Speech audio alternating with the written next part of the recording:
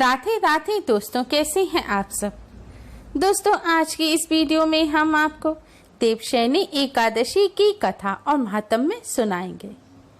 दोस्तों, आज के दिन देवशयनी एकादशी की कथा सुनने मात्र से ही भगवान श्री हरि विष्णु और माँ लक्ष्मी जी की कृपा से सभी प्रकार के कष्टों और संकटों से छुटकारा मिलता है।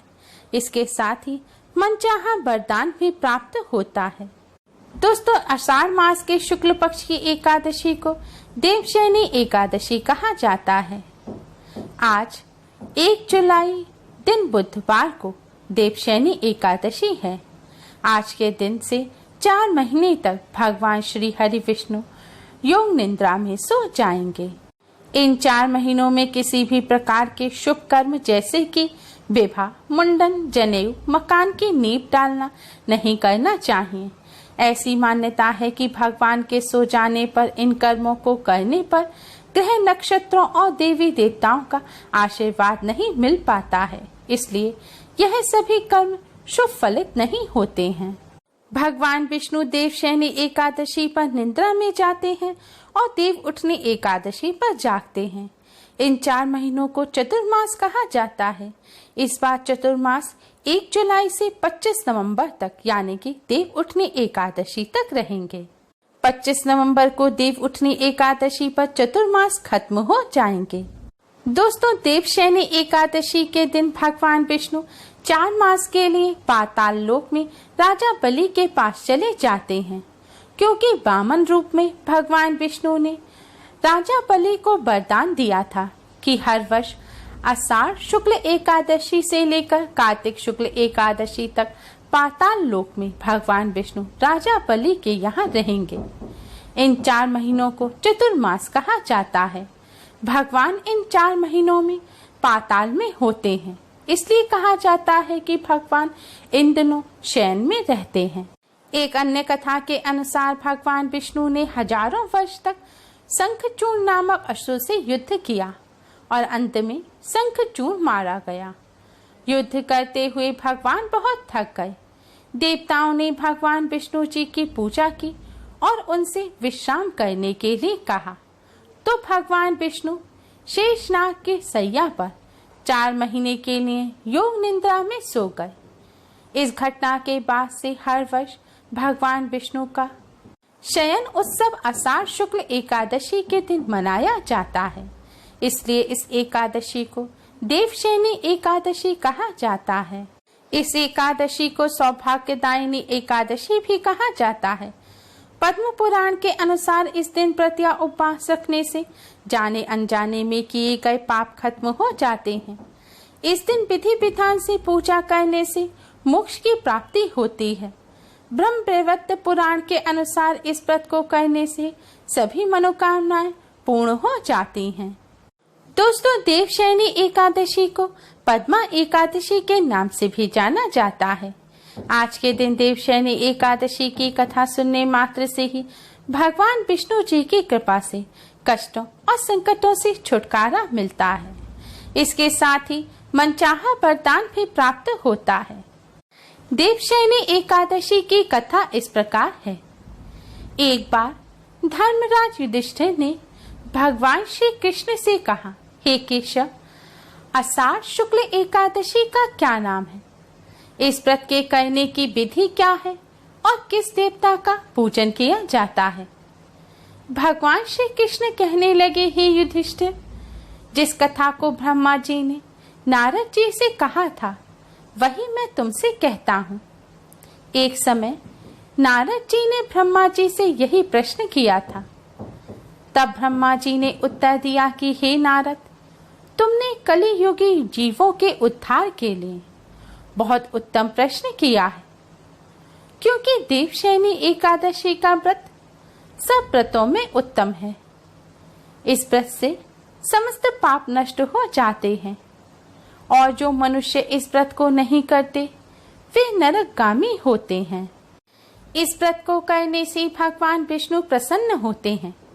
इस एकादशी का नाम पद्मा एकादशी है। अब मैं तुमसे एक पौराणिक कथा कहता हूँ, तुम मन लगाकर सुनो। सूर्य वंश में मंधाता नाम का एक चक्रवर्ती राजा हुआ है, जो सत्यवादी और महान प्रतापी था। वह अपनी प्रजा का पुत्र की भांति पालन किया करता था। उसकी सारी प्रजा धन धान्य से भरपूर और सुखी थी। उसके राज्य में कभी अकाल नहीं पड़ता था। एक समय उस राजा के राज्य में 3 वर्ष तक वर्षा नहीं हुई और अकाल पड़ गया। प्रजा अन्न की कमी के कारण अत्यंत दुखी हो गई। अन्न के ना होने से राज्य में यज्ञादि भी बंद हो गए। एक दिन प्रजा राजा के पास जाकर कहने लगी कि हे राजा, सारी प्रजा त्राहि त्राहि पुकार रही है, क्योंकि समस्त विश्व की सृष्टि का कारण वर्षा है। वर्षा के अभाव से अकाल पड़ गया है और अकाल से प्रजा मर रही है। इसलिए हे राजन, कोई ऐसा उपाय बताओ जिससे प्रजा का कष्ट दूर हो। राजा मानधाता कहने लगे कि आप लोग ठीक कह रहे हैं। वर्षा से ही अन्न उत्पन्न होता है और आप लोग वर्षा ना होने से अत्यंत दुखी हो गए हैं। मैं आप लोगों के दुखों को समझता हूँ। ऐसा कहकर राजा कुछ सेना साथ लेकर वन की तरफ चल दिए। वह अनेक ऋषियों के आश्रम में भ्रमण करते हुए अंत में ब्रह्मा जी के पुत्र अंगिरा ऋषि के आश्रम में पहुंचे। वहां राजा ने घोड़े से उतरकर अंगिरा ऋषि को प्रणाम किया। मुनि ने राजा को आशीर्वाद देकर कुशल क्षेम के पश्चात उनसे आश्रम में आने का कारण पूछा। राजा ने हाथ जोड़कर विनीत भाव से कहा कि हे भगवान, सब प्रकार से धर्म पालन करने पर भी मेरे राज्य में अकाल पड़ गया है। इससे प्रजा अत्यंत दुखी है। राजा के पापों के प्रभाव से ही प्रजा को कष्ट होता है, ऐसा शास्त्रों में कहा गया है। जब मैं धर्मानुसार राज्य करता हूँ तो मेरे राज्य में अकाल कैसे पड़ गया, इसके कारण का पता मुझको अभी तक नहीं चल सका है। अब मैं आपके पास इसी संदेह को निवृत्त करने के लिए आया हूँ। कृपया करके मेरे इस संदेह को दूर कीजिए। साथ ही प्रजा के कष्ट को दूर करने का कोई उपाय बतलाइए। इतनी बात सुनकर ऋषि कहने लगे कि हे राजन, यह सतयुग सब युगों में उत्तम है। इसमें धर्म के चारों चरण सम्मिलित हैं, अर्थात इस युग में धर्म की सबसे अधिक उन्नति है। लोग ब्रह्म की उपासना करते हैं और केवल ब्राह्मणों को ही वेद पढ़ने का अधिकार है। ब्राह्मण ही तपस्या करने का अधिकार रख सकते हैं, परंतु आपके राज्य में एक शूद्र तपस्या कर रहा है। इसी दोष के कारण आपके राज्य में वर्षा नहीं हो रही है। इसलिए यदि आप प्रजा का भला चाहते हो तो उस शूद्र का वध कर दो। इस पर राजा कहने लगे कि महाराज, मैं उस निरपराध तपस्या करने वाले शूद्र को किस तरह मार सकता हूँ? आप इस दोष से छूटने का कोई उपाय बतलाइए। तब ऋषि कहने लगे कि हे राजन, यदि तुम अन्य उपाय जानना चाहते हो तो सुनो। आषाढ़ मास के शुक्ल पक्ष की पद्मा एकादशी का व्रत विधि पूर्वक करो। व्रत के प्रभाव से तुम्हारे राज्य में वर्षा होगी और प्रजा सुख प्राप्त करेगी, क्योंकि इस एकादशी का व्रत सब सिद्धियों को देने वाला है और समस्त उपद्रवों का नाश करने वाला है। इस एकादशी का व्रत तुम प्रजा, सेवक तथा मंत्रियों सहित करो। मुनि के इस वचन को सुनकर राजा अपने नगर को वापस आया और उसने विधि पूर्वक पद्मा एकादशी का व्रत किया। इस व्रत के प्रभाव से वर्षा हुई और प्रजा को सुख पहुंचा। अतः इस मास की एकादशी का व्रत सब मनुष्यों को करना चाहिए। यह व्रत इस लोक में भोग और परलोक में मुक्ति देने वाला है।